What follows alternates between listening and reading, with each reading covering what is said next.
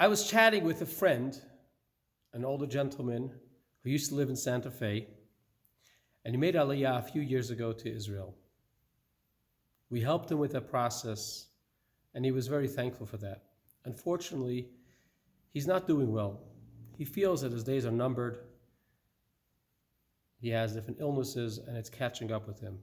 He's very happy that he made the move to Israel and that he's living out his last days of his life, the last time of his life in Israel. We were chatting about life in Israel, Santa Fe, Passover, and we came to discuss his observance of Judaism. When he was in Santa Fe and part of our community, he took upon himself to start putting on tefillin every day and to pray. And I asked him how he's doing. He says, the truth is, I haven't been putting on my tefillin. I've studied a lot. I've experienced Israel. But I feel that I've graduated that. I'm more spiritual at this point. I've heard this idea of disconnecting from the material and feeling more spiritual from people unfortunately, on their deathbed. When people release their grip on material life and they start being more spiritual, they don't really care about their material gains, and it's a sign of letting go. I was trying to bring him back and ask him to become back and connect to the material. And we discussed what does it mean to let go and to graduate beyond putting on tefillin, beyond the actual material rituals of Judaism. In this week's Torah reading, Parshat Shemini, we read a famous story of Aaron and his sons. The temple had just been built, the tabernacle had just been built in the desert, and the Jews were working hard and donating and building. The craftsmen, the women, they built this beautiful tabernacle with tapestries, with gold, gilded walls, an ark, an altar, and many other things. And finally, the day came of their inauguration, and Aaron was brought into priesthood. He brought the offerings. A fire came down from heaven and consumed the offerings.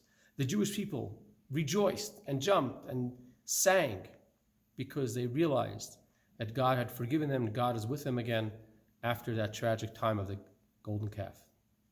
The two sons of Aaron went into the temple and brought an incense offering that wasn't called for. A spiritual fire came and consumed them, and they passed away on that day. A tragedy amidst the rejoicing. Moses turns to Aaron and says, these two are very holy. They're holier than you and I. I thought that someone would be giving their lives, their souls would expire in this experience during the inauguration of a temple. I thought it was going to be either me or you. Now I see these two, Nadab and Abihu, are even holier than me. So on one hand, they were great holy people. On the other hand, there was something missing. They did something wrong. Later on, the Torah tells Aaron, God tells Aaron, do not go into the temple anytime you want. There's a formula, there's a process, there's a date, there's a time. It's a very sacred place. So we see that Nadab and Abihu did something wrong, yet they were very spiritual, holy people. What does this mean? When you continue the Parsha right immediately after the story of Nadab and Abihu, the Torah discusses the laws of kosher and non-kosher animals, birds, animals, fish, the nuances of what makes something kosher, not kosher.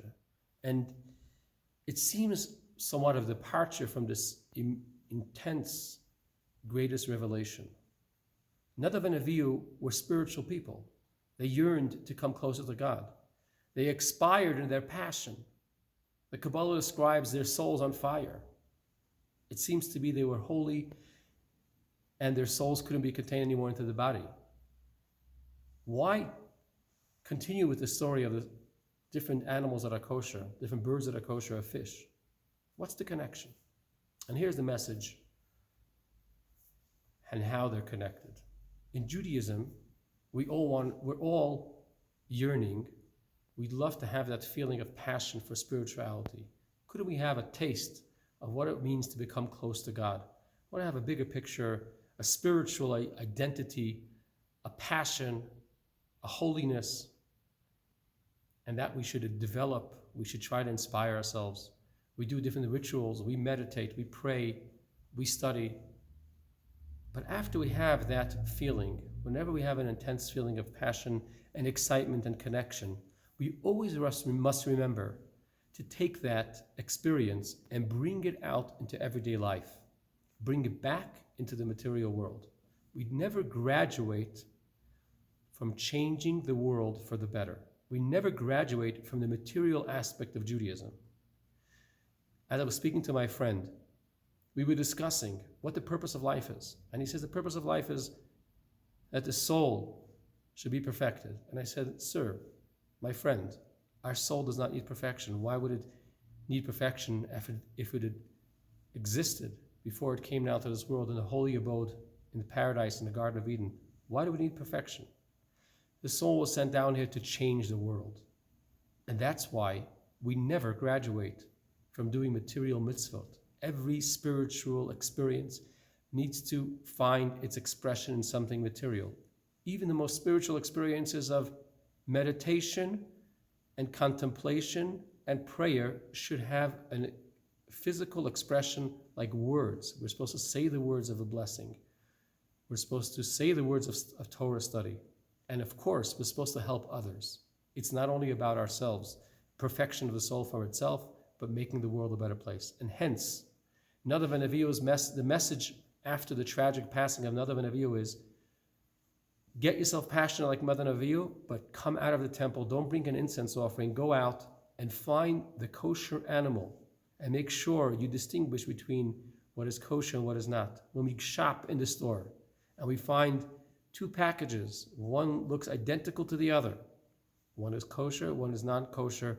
We reach for the kosher one, even though it costs a little more, because we are holy. That makes us holy. As the Torah ends, "V'kadishtem v'yitem kadoshim ki kadosh ani." You should be sanctified and holy because I, God, am holy. May we all have this holy experience, and we wish our friend very healthy, happy, long years and connection with the soul and body. Shabbat Shalom, and see you tomorrow in Shul.